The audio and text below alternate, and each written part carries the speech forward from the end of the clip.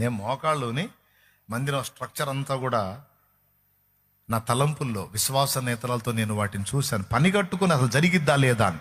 ఏం చేద్దాం, టెస్టింగ్లు. మరి ఒక పట్టాను వచ్చాము లైన్లోకి, టెస్టింగ్లు. ఇప్పుడు నేను విశ్వసిస్తున్నాను, నమ్ముతున్నాను దేవుడు ఇలాగ చేస్తాడో లేదో అని పరీక్ష పెట్టి కూర్చోలేదు, కానీ విశ్వసించి దేవుణ్ణి స్తుతిస్తూ వచ్చాను. సరే, అంతా అయిపోయింది. మరుసటి రోజు మందిర ప్రతిష్టారాధన అంతా అయిపోయింది. 2008వ సంవత్సరం ఆగస్టు 6వ తారీఖు మందిర ప్రతిష్ట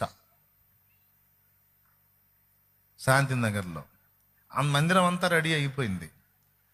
మందిరం అంతా కూడా నేను ఏదైతే విశ్వాస నేత్రాలతో వీక్షించానో యాజ్ ఇట్ ఈజ్గా డిటో దించేశాడు దేవుడు. దేవుని స్తోత్రం అనుకొని వాకిడి దగ్గరికి వచ్చినప్పుడు మెట్లు కూడా నిర్మాణం అయిపోయింది, కానీ మెట్లకు నేను అనుకున్న కలరు రాలా. స్తోత్రం. ఇదొక్కటే ఆగిపోయిందే నా విజన్లో అనుకొని, మరి తెల్లవారితే మరి మందిర ప్రతిష్టారాధన కూరగాయలు అవి తెచ్చుకోవాలిగా. మరి అప్పుడు ఆ సామాగ్రి కోసం మార్కెట్కి వెళ్ళాను.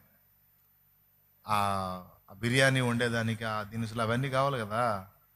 అప్పుడు అంతా మనమేలే, దేవునికి స్తోత్రం.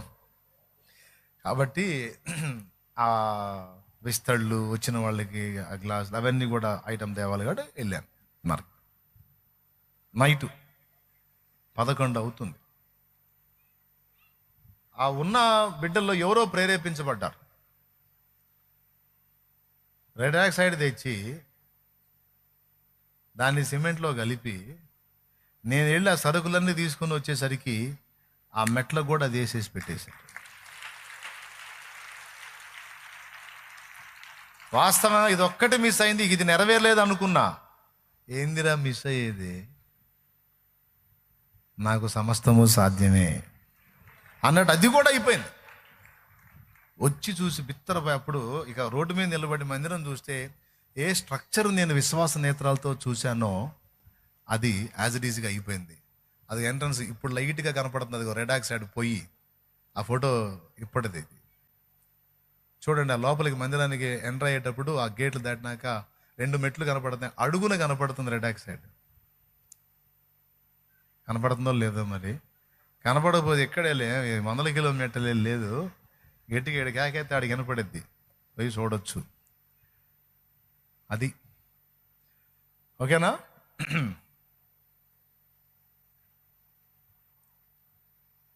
సరే, చాలా సంతోషం నాయన.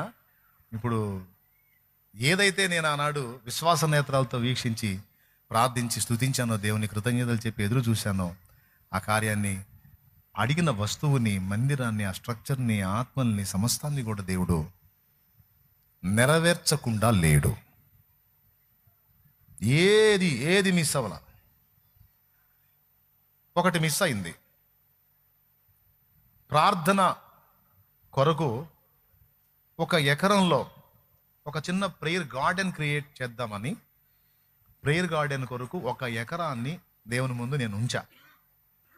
అది కూడా ఎందుకంటే ఏకాంత ప్రార్థన నాకు దేవునితో అలా గడుపుకోవటం అలవాటు.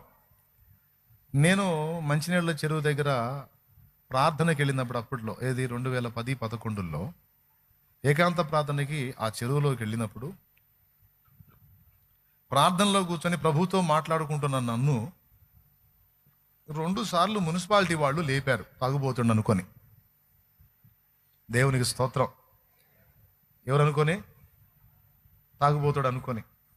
ఎందుకంటే ఆ చెరువులో మనుషులు పడి చచ్చిపోతున్నారు. అందుకని ఈడెవడో వచ్చాడు, ఆడే కూర్చున్నాడు, తాగిన కాడికి తాగి దూకుతాడేమని వాళ్ళ భయం వాళ్ళది అనుకుంటా. మరి ఎందుకో 2 సార్లు నన్ను మంచిగా దేవునితో బాగా మాట్లాడుకుంటా ఉన్న టైంలో నన్ను 2 సార్లు, ఏయ్ ఎవరు ఏం చేస్తున్నాడా? ప్రార్థన చేసుకుంటానండి, ప్రార్థన చేసుకుంటున్నాను. ఏం చెరువులో ప్రార్థన చేయరా స్వామి? ఎవడో నువ్వు బలి వాళ్ళు.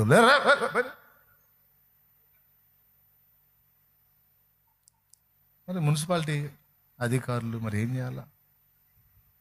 మళ్ళీ బైబిల్ తీసుకొని మళ్ళీ చేతిలో పెట్టుకొని మళ్ళీ కట్ట మీదకి వచ్చి అక్కడ మోకాళ్ళు వేసేవాడు. చెరువులో ప్రార్థన ఏంది? ఆడ తయారవుతారా స్వామి, బలి వాళ్ళు తయారవుతారు మా పెండానికి అనుకుంటూ పోయేవాళ్ళు. 2 రౌండ్లు వేసారు అట్ట. అప్పుడు బాధ కలిగింది. మనం ఎప్పుడు ఏది ఆలోచించినా మన ఒక్కళ్ళకి ఆలోచించాంగా, మనందరికి ఆలోచిస్తాంగా. కాబట్టి నా బిడ్డలు ఎవరైనా నిన్ను వెతకాలనుకుంటే, నీతో ఏకాంతంగా గడపాలనుకుంటే, నాకు నా బిడ్డలకి సౌకర్యవంతంగా 1 ఎకరం ఇచ్చేయి, ఈ పక్క ఇచ్చేయి. చక్కగా దాన్ని ప్రేయర్ గార్డెన్లా క్రియేషన్ చేసి మంచిగా చెట్లు వేసేసి, ప్రార్థన చేసుకోవడానికి కొన్ని గదులు ఏర్పాటు చేసి, చక్కగా నా బిడ్డలు కూడా ప్రార్థన చేసుకోవడానికి ఏకాంతంగా ఒక రమ్యమైన చోటుగా క్రియేట్ చేస్తా ప్రభా, సాయం చేయమని విశ్వాస నేత్రాలతో చూశాను, ప్రార్థన చేశాను, కానీ జరగల.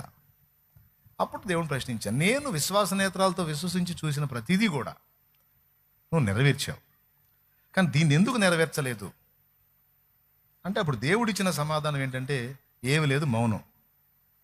అప్పుడు మళ్ళీ డౌట్ వచ్చింది. అంటే విశ్వాస నేత్రాలతో మనం చూసేవన్నీ జరగకపోవచ్చు, కొన్ని జరుగుతాయి, కొన్ని జరగవు అనే డౌట్ వచ్చింది. డౌట్ వచ్చినాక మళ్ళీ దేవుడిచ్చిన బంపర్ స్ట్రోక్ చూసి మైండ్ పోయింది. మళ్ళీ ఏంటో తెలుసా, ఒకవేళ 1 ఎకరమే ఇచ్చినట్టయితే అది ఎవరికి సరిపోయేది కాదు. దేవుడు ఎందుకు ఆపాడు అని నేను అడిగింది 1 ఎకరం. అంటే అంతకు మించి దేవుడు ప్రార్థనా తోటకి ఆయన ప్రణాళికలో ఎంత ఉందో అంతా ఇవ్వాలని ఆయన ఫిక్స్ అయ్యాడు. అయితే నేను అడిగింది ఆ రేంజ్కి రీచ్ అవ్వాల. నేను అడిగింది చాలా కొంచెం అడిగాను, దేవుడు చాలా విస్తారమైన దాన్ని రెడీ చేశాడు. అంతే కదండి. ఇప్పుడు అలెగ్జాండర్ ది గ్రేట్ దగ్గరికి వెళ్ళి 5 రూపాయలు అడుగుదామా? రిస్క్ చేసి ఆయన దగ్గరికి వెళ్ళా పోయి 5 రూపాయలు అడిగితే ఏమైనా పద్ధతి కాదు కదా. అది ఇంత రిస్క్ చేసి నా ముందుకు 5 రూపాయల కోసం వచ్చారని ఉడ్రాయిడ్ అనుకుంటాడు. రాజు హోదాకు తగినట్లుగా అడిగితే కూడా రాజును గౌరవించింది దాంతో సమానం. అటు ప్రభువుని నేను అడిగింది చాలా కొంచెం, దేవుడు నాకు సిద్ధపరిచింది చాలా విస్తారం. కనుక దేవుడు ఆ సమయం తీసుకొచ్చినప్పుడు, ఆ కార్యాన్ని ముందుకు తీసుకొచ్చి దాన్ని నా ఎదురుగా రప్పించినప్పుడు నాకు అర్థమైంది, ఇప్పుడు 1 ఎకరం ఎక్కడా, 10-12 ఎకరాలు ఎక్కడా? ప్రార్థనా తోట, పరిశుద్ధులు వెళ్ళి దేవునితో గడుపుకోవటానికి, కుటుంబాలతో సహా వెళ్ళి చక్కగా దేవునితో గడుపుకోవటానికి, అవసరమైతే 2-3 దినాలు అక్కడే ఉండి దేవునితో గడుపుకోవటానికి ఒక అనువైనటువంటి ప్రార్థనా స్థలం ఎక్కడన్నా నాకు దొరికిద్దేమో అని ఆంధ్ర తెలంగాణలో నేను వెతికాను. అప్పట్లో ఎక్కడా నాకు కనబడలేదు. మందిరం ఉండనే ఉంది, మందిరం ప్రార్థనా స్థలమే. నా మందిరం సమస్తమైన అన్ని జనులకు ప్రార్థనా మందిరం అనబడును. ఓకే, ప్రార్థన చేసుకోవచ్చు మందిరంలో. కానీ ఏకాంతపు అనుభవాన్ని సాధన చేసే వాళ్ళకి కాస్త అరణ్యపు అనుభవంలో వెళ్ళి ఏ ఇబ్బంది లేకుండా ఒక 3 days ఫాస్టింగ్ పెట్టుకొని 3 దినాలు ఉపవాసంలో దేవుడి సన్నిధిలో అలా గడపడానికి అనువుగా, గుంపుగా వెళ్ళినా సింగిల్గా వెళ్ళినా ఇబ్బంది లేకుండా కంఫర్ట్గా ఎంతమంది వెళ్ళి ప్రార్థనలో గడపడానికి కూడా వీలుగా అక్కడ విస్తారమైనటువంటి దాన్ని దేవుడు కేటాయించాడు. ఎప్పుడైనా నా ప్రార్థనకు జవాబు రాలేదు అంటే, నేను ఒక్కటి అడిగితే దానికి 11 రెట్లు కలిపి 11 అంటే ఒకటి నేను అడిగితే దానికి మళ్ళీ ఇంకొక 1 జోడించి ఆ 1ని 11, 12 చేయడానికి, అంటే 11 రెట్లు ఎక్కువైన దాన్ని నాకు ఇవ్వడానికి దేవుడు నేను అడిగిన దాన్ని ఇవ్వలేదు. అది ప్రేయర్ గార్డెన్ ఓపెనింగ్.